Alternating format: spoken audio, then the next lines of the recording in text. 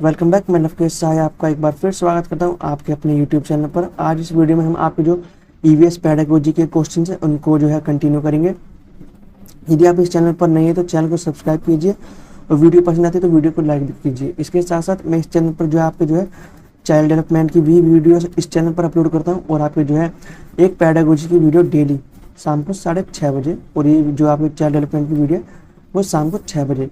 Daily आपको 2 video इस channel पर अपलोड कर रहा हूँ ताकि आप जो है अपने CTET का जो आपका एग्ज़ाम है अगस्त में होगा, जो आपका पोस्टपोन हो चुकी डेट जहाँ तक मुझे पता है, उसमें आप जो है अच्छे से अच्छा स्कोर कर सकें। जैसा कि आपको पता होगा आपके पेडागोजी के 4 सब्जेक्ट होते हैं और 4 सब्जेक्ट मिलकर आपके जो है 120 नंबर जो है कवर करते हैं।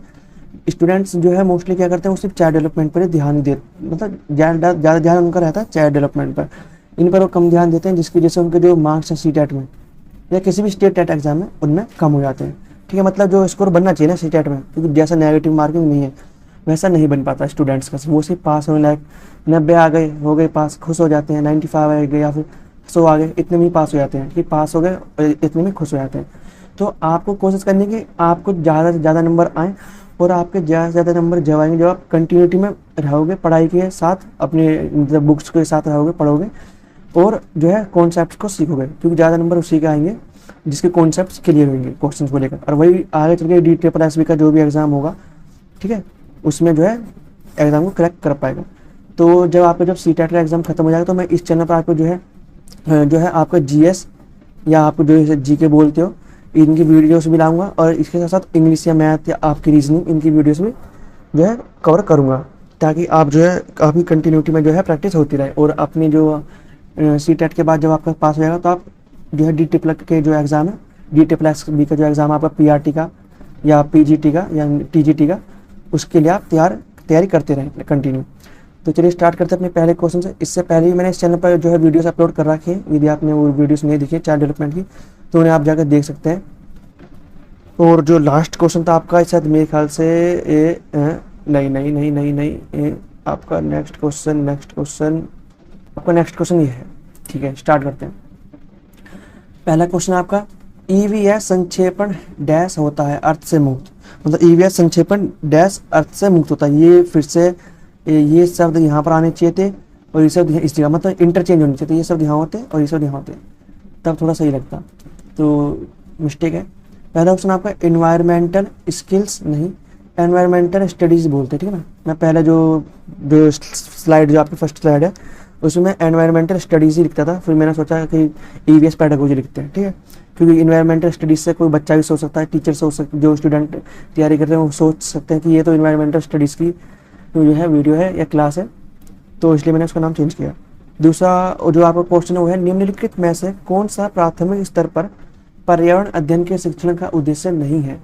प्राथमिक स्तर पर पर्यावरण का शिक्षण का उद्देश्य मतलब प्राइमरी लेवल पर आप EVS पढ़ाने का जो उद्देश्य नहीं है आपको वो बताना, ऑब्जेक्टिव नहीं है आपको वो बताना।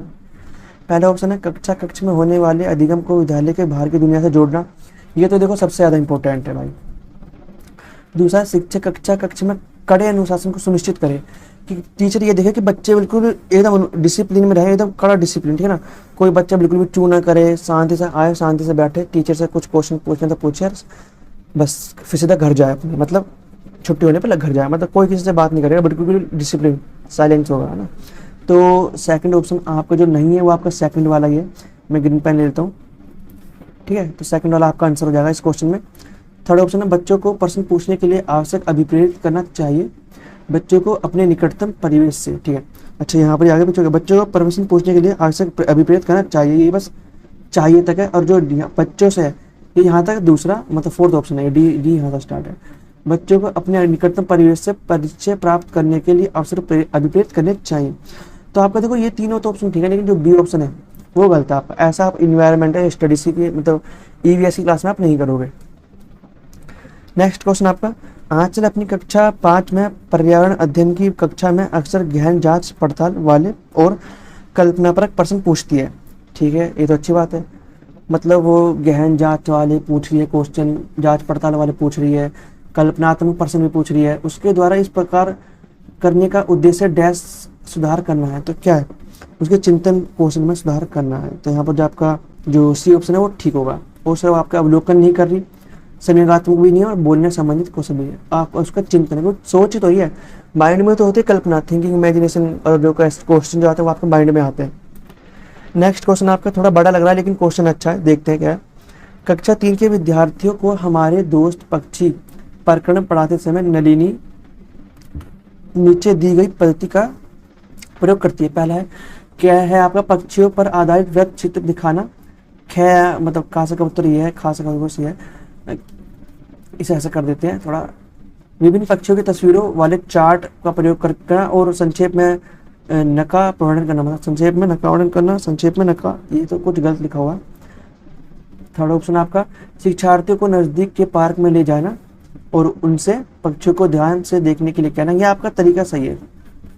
नलिनी किस प्रयोजन के लिए सीखने के विभिन्न उपागमों का प्रयोग कर रही है, मतलब उसने इन तीनों तरीकों का प्रयोग करा है। तो अपनी पाठ योजना का पालन करना, नहीं, पालन तो एक तरीके से भी कर सकती थी पर कम तरीके में हो जाता, मतलब एक तरीके कैसे करती, चार्ट दिखा दी बच्चों को, ये चित्र है, वृत्त चित्र दिखा दी, ये इस तरीके से पक्षी होते हैं, बस बात खत्म। वो पास के पार्क में क्यों लिखा, टाइम क्यों खराब करती। तो पहला ऑप्शन तो होगा नहीं। बहुबुद्धि वाले शिक्षार्थियों की विभिन्न आवश्यकताओं को पूरा करना। तो देखो हर बच्चे में ना अलग अलग प्रकार की बुद्धि होती है, हर बच्चे का जो लर्निंग स्टाइल होता है वो अलग होता है। कोई ऑब्जर्व करके सीखता है, कोई जो है शॉर्ट फिल्म देख के सीखता है, कोई जो है स्मॉल जो मॉडल होते हैं ना, वर्किंग मॉडल जो होते हैं, वर्किंग मॉडल, उनको देखकर सीखता है। खुद कुछ बच्चे खुद प्रैक्टिकल करके सीखते हैं। तो उस टीचर ने यही करा है, कभी किसी बच्चे को चार्ट दिखा दी, किसी को वृत्त दिखा दिया, किसी को, कुछ बच्चे ऐसे जो कह रहे हैं हम तो रियल में देख के समझेंगे, ठीक है, तब हमें समझ आता है, तो उनको पार्क लेके चलेंगे। तो क्या है, बहुबुद्धि, बच्चे में अलग अलग बुद्धि और तरीका अलग है सीखने का, तो इसलिए उन सभी की बुद्धियों को ध्यान में रखते हुए वो टीचर इस तरीके का प्रयोग कर रही है। तो यहाँ पर जो आपका बी ऑप्शन है वो ठीक होगा। बहुबुद्धि सिद्धांत आपका हार्वर्ड गार्डनर ने दिया था। नेक्स्ट क्वेश्चन आपका, खेल जो हम खेलते हैं प्रकरण के शिक्षण में विद्यार्थियों शिक्षार्थी या विद्यार्थियों की अधिकतम भागीदारियों के लिए निम्न में से कौन सी शिक्षण युक्ति अधिक प्रभावी होगी। विद्यार्थियों को खेल के मैदान में ले जाना और उन्हें अलग अलग दिनों में अलग अलग खेल खिलाना, पहला ऑप्शन आपका। दूसरा, विभिन्न खेलों से के खेल कार्ड बनाना और उन्हें शिक्षार्थियों को दिखाना, गलत। थर्ड ऑप्शन है, शिक्षार्थियों को भीतर और बाहर खेले जाने वाले विभिन्न खेलों के नाम याद करने के लिए कहना। बच्चे अगर नाम याद करेंगे ना खेलोगे तो वो भूल जाएंगे, लेकिन यदि बच्चे खुद खेलते हैं उस गेम को क्लास में मैदान में, जैसे कोई गेम ऐसा जो हम मैदान में खेल सकते हैं, जैसे आपका हो गया फुटबॉल हो गया है ना, बैट बॉल हो गया या रैकेट हो गया, वो मैदान में खेला जाएगा। और जो हम क्लास में खिला सकते हैं वो आपका लूडो हो गया, चेस हो गया है ना, या फिर अंताक्षरी हो गया है ना, इस तरीके से जो गेम हो। तो ये क्या है, बच्चा जब इन खेलों को खुद खेलेगा ना तो उनको उसको खुद ही नाम याद हो जाएंगे, और यदि आप उसे ऐसा नाम याद करने के लिए कहते हो तो बेकार है। फोर्थ ऑप्शन है, शिक्षार्थियों को टेलीविजन पर खेल संबंधी कार्यक्रमों को देखने और उस पर आधारित सामान्य परियोजना बनाने के लिए कहना। तो ये भी इफेक्टिव नहीं हो जाता। सबसे ज़्यादा इफेक्टिव यह है कि विद्यार्थियों को खेल के मैदान में ले जाना, ठीक है, और उन्हें अलग अलग तरह के अलग अलग दिनों में अलग अलग खेल खिलाना, ठीक है। तो यहाँ पर जो आपका ए ऑप्शन है वो ठीक होगा। सबसे जो सही ऑप्शन बैठ रहा है वो आपका ए ही बैठ रहा है। नेक्स्ट क्वेश्चन आपका, निम्न में से कौन सा पर्यावरण की कक्षा में रूपात्मक आकलन का समुचित कार्य नहीं है। रूपात्मक आकलन का समुचित कार्य नहीं है। तो देखते हैं रूपात्मक आकलन, जो आपका जो टेस्ट होता है ना, आपके जो टेस्ट होता है, जो टीचर हर इकाई की बात करता है इस तरीके से, है ना, तो इन टेस्ट की बात, वैसा आकलन की उस टेस्ट की बात कर रहे हैं। पाठ में दी गई महत्वपूर्ण शब्दावली की परिभाषा की व्याख्या करना नहीं है। दूसरा ऑप्शन, दिए गए प्रयोगात्मक क्रियाकलापों को पूरा करना और अपने अवलोकन को दर्ज करना। तीसरा ऑप्शन है, दिए गए प्रयोगात्मक कार्य प्रारूप के चिन्हांकन वाले आरेख। और फोर्थ है, जल प्रदूषण की हानियों के बारे में चर्चा करना। तो देखो तीनों तो ये तरीका है रूपात्मक आकलन के ना, लेकिन आपका फोर्थ ऑप्शन ये नहीं है, तो आपका यहाँ पर जो फोर्थ ऑप्शन है वो गलत होगा। नेक्स्ट क्वेश्चन आपका, जीव जंतुओं पर आधारित पाठ को पढ़ाने के बाद जीव जंतु पर आधारित पाठ को पढ़ाने के बाद शीतल कक्षा 4 के विद्यार्थियों के लिए चिड़ियाघर के भ्रमण का आयोजन करती है। वह यह डैश में शिक्षार्थी को मदद करेगा। जीव जंतु संरक्षण के कौशल के विकास में देखो संरक्षण तो उनका पहले से हुआ पड़ा है, सरकार ने इतनी स्कीमें बना रखी हैं, तो बच्चों को इससे मतलब नहीं होना चाहिए और ना ही टीचर का यह मोटिव है, इसलिए पहला ऑप्शन गलत हुआ। दूसरा है, दैनिक समस्या सारणी की चर्चा में बदलाव, कि पहले वो क्लास में पढ़ा रही थी और वो चाहते कि अब भाई देखो क्लास में तो बहुत दैनिक मतलब डेली लाइफ में हम क्या करते हैं, हम क्लास में पढ़ते हैं, आज हम सीधा चिड़ियाघर ही जाएंगे, वहीं पढ़ेंगे। उन्होंने देख करके हाथी के दुकान होते इतने बड़े बड़े, हाथी इनसे हवा करता है अपनी ठंडा रखने के लिए, तो कुछ इस तरीके से। तो ये भी नहीं है भाई। थर्ड ऑप्शन है, कक्षीय अधिगम को वास्तविक जीवन की परिस्थितियों से जोड़ना। बिल्कुल ठीक, पहले मैंने क्लास में पढ़ा है, अब देखो तुम इन चीज़ों को ना रील में देखोगे। चलो हम अब जो है 1 हफ्ते बाद जाएंगे पिकनिक पर। अब पिकनिक पर हम जा रहे हैं चिड़ियाघर पे, वहाँ पर आपको विभिन्न तरह के जानवर दिखेंगे। तो ये क्या है, जो क्लास में बच्चों ने पढ़ा उसे वो सामने देख पाएंगे चिड़ियाघर में, इसलिए आपको जो है थर्ड ऑप्शन ठीक होगा। फोर्थ ऑप्शन भी आपका गलत होगा। नेक्स्ट क्वेश्चन आपका, शालिनी कक्षा 5 के शिक्षार्थियों को पोषण पर आधारित प्रकरण से परिचित कराना चाहती है। उन्हें चैम्पट पर पाचन तंत्र का आरेख बनाना चाहिए। देखो उन्होंने बना दिया चित्र ब्लैक बोर्ड पर या फिर व्हाइट बोर्ड पर या फिर ग्रीन बोर्ड पर। तो क्या कोई ये तरीका है कोई पढ़ाने का? नहीं, इससे थोड़ी सीख पाएगा जो उसमें जो कॉन्सेप्ट है पाचन के पोषण पर। ठीक है, तो पहला ऑप्शन गलत होगा। दूसरा ऑप्शन है पोषण तत्वों से भरपूर विभिन्न प्रकार के भोजन के उदाहरण देना। सिर्फ उदाहरण देने से कुछ नहीं होगा, इतना अच्छा नहीं है। थर्ड ऑप्शन है आपका विभिन्न प्रकार के भोजन को प्रदर्शित करने वाले चार्ट। चार्ट भी इफेक्टिव नहीं है। और फोर्थ ऑप्शन आपका विद्यार्थियों से कहना चाहिए कि वे अपने अपने टिफिन बॉक्स खोलें, ठीक है, उसके तत्वों का अवलोकन करें और उसके बाद उन्हें व्याख्या करनी चाहिए। अब देखो टीचर ने कितना बढ़िया तरीका करा, ये डेली लाइफ से जोड़ा है, उसके एनवायरनमेंट से जोड़ा है टीचर ने इस क्वेश्चन को। बच्चे जब अपना खाना निकालेंगे ना तो उसमें देखेंगे यार मेरे टीचर मैं मम्मी ने तो ये खाना दिया है, चाहे पराठा हो चाहे सब्जी हो चाहे कुछ भी हो, तो टीचर बताया फिर उनकी व्याख्या करेगा कि देखो किस किस बच्चे के जो बॉक्स में हरी सब्जियाँ वाला जो है हरी सब्जियाँ हैं, तो बच्चे बताएंगे तो टीचर हरी सब्जियों की विशेषता बताएगा। कौन कौन बच्चा वेजिटेरियन लेकर आया है, कौन कौन बच्चा इस तरीके से, कौन कौन बच्चा पराठे लेकर आया। ठीक है, तो टीचर जो है कुछ चीज़ें बता सकता है बच्चे को खाने के बारे में, उनके टिफिन का देखकर, उनके टिफिन के बारे में अवलोकन करके, और बच्चे भी अवलोकन करेंगे इसको। तो क्या आपका जो है डी ऑप्शन वो ठीक होगा। नेक्स्ट क्वेश्चन आपका, रश्मि को यह सिखाया जाता है कि वह प्रश्न पत्र बनाते समय निम्न चरणों क्रम में नहीं, मतलब ये चरण जो नीचे क्रम में नहीं है, बोल दिया ब्रैकेट में वाह का सही अनुपालन करें। तो सबसे पहले आप क्या करते हो, जो पहला ऑप्शन है प्रश्न लिखना, तो बाद में बताओ रूपरेखा डिजाइन तैयार करना, ये सबसे पहले होता है। प्रश्न पत्र का संपादन ये तो फोर्थ, ये तो लास्ट में होता है, ये आप फोर्थ मान लीजिए। ठीक है, ब्लू प्रिंट तैयार करना, अब आपको बताना है कि ये तो फोर्थ है ये फर्स्ट है, तो पहले नंबर पर दूसरा होगा, आपका बी ऑप्शन ही है, बी ऑप्शन ही है, बी ऑप्शन ही है यार, बी ऑप्शन ही है। अच्छा ठीक है, आपका जो थर्ड ऑप्शन है वो लास्ट पे होगा। हाँ ठीक तो है, तो यहाँ पर आपका जो बी ऑप्शन है वही ठीक होगा, क्योंकि यहाँ पर सिर्फ बी ऑप्शन ही है ऐसा, मतलब बी ऑप्शन के अंदर ही आपका जो है सेकेंड वाला ऑप्शन पहले नंबर पर है। तो यार इस तरीके से आप देख सकते हैं, आपको चारों देखने की जरूरत नहीं है। नेक्स्ट क्वेश्चन आपका, काजल अपने शिक्षार्थियों को यह सुझाव देना चाहती है कि पर्यावरण संरक्षण के लिए किस प्रकार एक व्यक्ति सबसे अच्छे संभावित तरीके से अपना योगदान दे सकता है। कि पर्यावरण संरक्षण के लिए किस प्रकार एक व्यक्ति सबसे अच्छे तरीके से संभावित तरीके से अपना योगदान दे सकता है, मतलब एनवायरनमेंट में अपना योगदान देना उनका सबसे बेहतर सुझाव हो सकता है। अब वो क्या सुझाव देगा, आने जाने के लिए सार्वजनिक साधनों का प्रयोग करना, आपका पहला ही ऑप्शन आंसर हो गया। भाई देखो आज के टाइम में हर घर में क्या है, बाइक तो है कम से कम, और 60% घरों में आज के टाइम में जहाँ तक मेरा अंदाजा है वो है कार है। अब एक व्यक्ति एक कार लेके जा रहा है, बल्कि उसमें 4 बंदों की सीट है, ठीक है, और ये बाइक है, हर व्यक्ति एक बाइक पे 2 बंदे बैठ के जा सकते हैं। अब क्या हर व्यक्ति अलग अलग बाइक यूज़ कर रहा है, तो ये चीज़ गलत है ना। या तो ऐसा करो कि आप जो है शेयरिंग करके जो है कार बुक करो, और चारों जो ऑफिस के जो लोग हैं अपने अपना जो है बैठो और अपने अपनी डेस्टिनेशन पे उतर जाना। इस तरीके से वो तुम्हें छोड़ता हुआ चला जाएगा। इससे क्या होगा, 3 गाड़ियों का तो पोल्यूशन बच रहा है, 3 गाड़ी से जो पोल्यूशन होगा वो तो बच रहा है। तो यहाँ पर क्या सबसे बढ़िया तरीका यही है भैया, सार्वजनिक वाहनों का यूज़ करो, बस का यूज़ करो, मेट्रो का यूज़ करो, जहाँ पर किराया भी आपको कम लगाना मतलब लगता है। पेट्रोल के कंपेरिजन आप देखोगे कि आप यदि 15 किलोमीटर जाते हो दूर तो कितना पेट्रोल फूक जाता है, और 15 किलोमीटर दूर जाने के बस से जाओगे तो 15 रुपये की टिकट लगती है ग्रीन बस में, मतलब जो ग्रीन है, और एसी वाली जो होती है 25 की लगती है। तो आप देख सकते हो, ठीक है, 50 का पास पूरे दिन का बनता है, आप पूरे दिन घूमो किसी बस में। तो यहाँ पर आपका ए ऑप्शन सबसे बेस्ट तरीका है, और सब आपका बेकार है। नेक्स्ट क्वेश्चन आपका, कक्षा 5 के शिक्षार्थियों में जिज्ञासा जागृत करने का निम्न में से सबसे प्रभावी तरीका है। तो सबसे प्रभावी तरीका कौन सा है, अधिक हस्तपरक अनुभव प्रदान करना। तो जिज्ञासा के लिए हम हाथ से काम थोड़ी कराएंगे, तो गलत ऑप्शन हो गए। लिखित कार्य में उन्हें अधिक अभ्यास कराना, अभ्यास से थोड़ी उनमें जिज्ञासा पैदा होगी।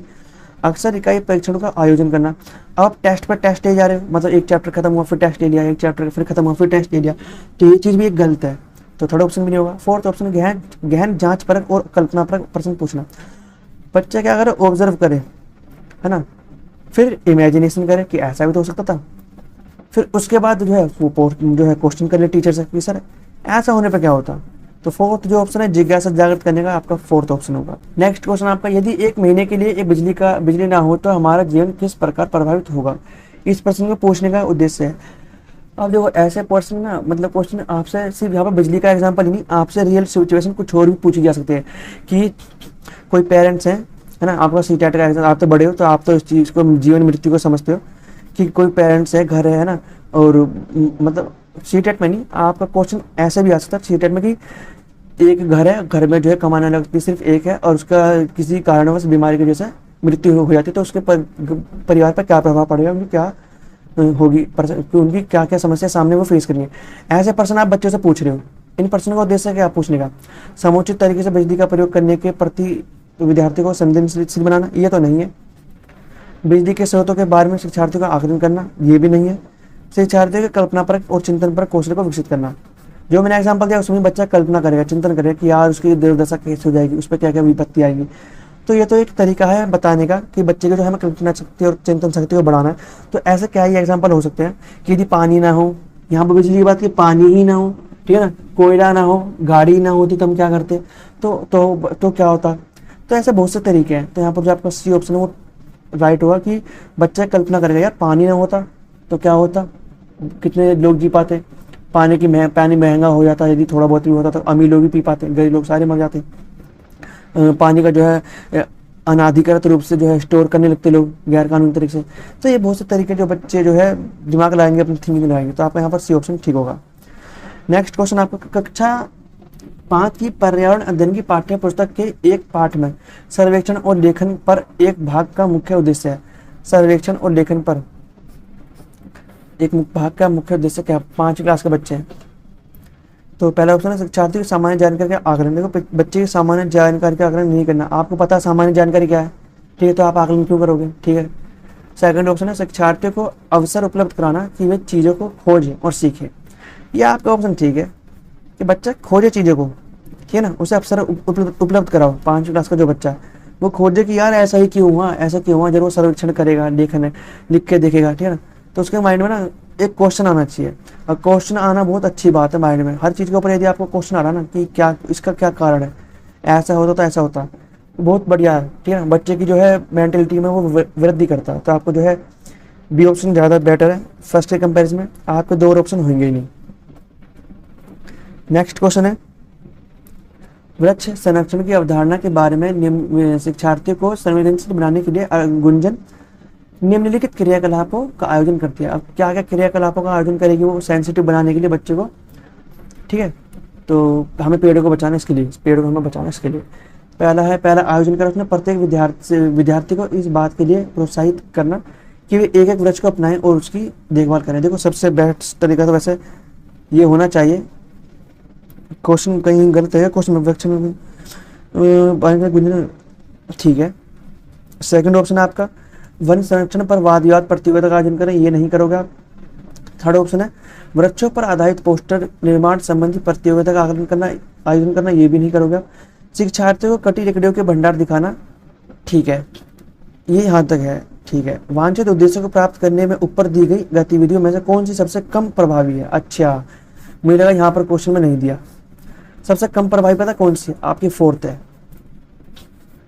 तो यहाँ पर जो आपका फोर्थ ऑप्शन है वो ठीक होगा। और जो फाइनल क्वेश्चन है इस वीडियो का आपका वो है, फाइनल क्वेश्चन आपका, कक्षा 5 के शिक्षार्थियों को यदि यह समाप्त हो जाए, पानी हो या कुछ भी संसाधन हो, पाठ पढ़ाने के बाद शिला प्रकरण के बारे में विद्यार्थियों की समझ के स्तर के बारे में जानने के लिए एक परीक्षा प्रशासित करती है, परीक्षा का आयोजन करती है, मान लेते हैं। उसे यह जानकर आश्चर्य होता है कि एक बड़ी संख्या में विद्यार्थी संबंधित अवधारणा को नहीं समझ पाए। इसका मुख्य कारण हो सकता है, अब क्या रीजन हो सकता है कि उसने बच्चे को पढ़ाया, टेस्ट लिया, बच्चों ने आंसर सही नहीं दिए। दिक्कत कहाँ है, बच्चे की अंडरस्टैंडिंग के लेवल तक गया ही नहीं, बच्चे ने बस सुना, माइंड में बैठाया, भूल गए। उसने प्रकरण को पढ़ाने के लिए सही पद्धति का प्रयोग नहीं किया। तो पहला ऑप्शन आपका हो सकता है दूसरा, शिक्षार्थियों का संज्ञानात्मक स्तर अच्छा नहीं है। हम ये नहीं कह सकते कि किसी बच्चे का जो है मेंटल लेवल अच्छा नहीं है, ठीक है ना। किसी बच्चे का मेंटल लेवल ज़्यादा कम नहीं होता, सबका बराबर होता है, बस बात होती है प्रैक्टिस करने की, ठीक है। तो यहाँ पर जो आपका बी ऑप्शन है वो गलत होगा। थर्ड ऑप्शन है, यह प्रकरण पाठ्य पुस्तक में शामिल किए जाने के योग्य नहीं है, कि बच्चों के लेवल के अकॉर्डिंग ही नहीं है, तो ऐसा नहीं है। फोर्थ ऑप्शन है, शिक्षार्थी को यह प्रकरण रोचक नहीं लगता। अभी रोचक नहीं लगता, कुछ तो याद रखते, कम से कम एक आध बात तो याद रखते, लेकिन टीचर को पता चले आधे से ज़्यादा बच्चे समझ ही नहीं पाए, मतलब बहुत ज़्यादा बच्चों को दिक्कत है ना, मतलब कहीं ना कहीं पढ़ाने में दिक्कत है। तो आपको जो फर्स्ट ऑप्शन है यहाँ पर ठीक होगा। आज इस वीडियो में मैंने जो आपको जो है ईवीएस पेडागोजी के 15 क्वेश्चन कराए हैं। मैं डेली इस चैनल पर जो है आपकी एक पेडागोजी की वीडियो और एक आपकी चाइल्ड डेवलपमेंट की वीडियो अपलोड कर रहा हूँ। यदि आपने इस चैनल पर जो इससे प्रीवियस वीडियो नहीं देखे चाइल्ड डेवलपमेंट की और पेडागोजी की, तो उन्हें जाकर जरूर देखें, ताकि आप सीटेट में जो आपका अगस्त में होगा उसमें आप ज़्यादा से ज़्यादा स्कोर कर सकें। 90 तो आपको लाने ही लाने हैं पास होने के लिए, लेकिन सिर्फ क्या आपको पास ही होना है? पास तो बच्चा रटके भी हो जाएगा, क्योंकि नेगेटिव मार्किंग नहीं होती इसमें, ठीक है। लेकिन आपको क्या करना है, आपको अपने कॉन्सेप्ट बनाने हैं, और आपको टाइम भी मिल चुका है थोड़ा ज़्यादा, तो प्रैक्टिस करते रहिए, वीडियोस देखते रहिए। और यदि आप इस चैनल पर नए हैं तो चैनल को सब्सक्राइब कर लीजिए, ताकि आपके पास जो डेली नोटिफिकेशन में वीडियोस अपलोड करता हूँ वो आप तक पहुँचते रहें। और वीडियो अच्छी लगती है तो वीडियो को लाइक भी कीजिए। तो चलिए मिलते हैं नेक्स्ट वीडियो में।